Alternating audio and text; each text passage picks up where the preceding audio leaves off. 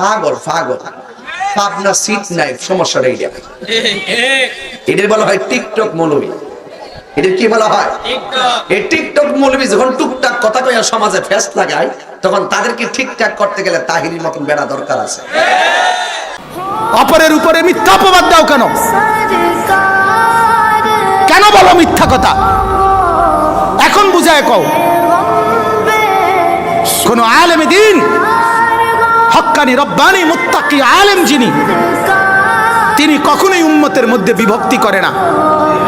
আর যদি কেউ বিভক্তি করে, আপনি খুঁজে দেখেন তার ইলমে, আমলে, তাকওয়াতে অবশ্যই কোনো না কোনো সমস্যা আছে। পাঞ্জাবি গাও দিলেই কেউ বেহেশতে গিয়ে ঘুরে এলাইছে, এটা কি আমরা বলছি কোনোদিন? কথা বলেন না।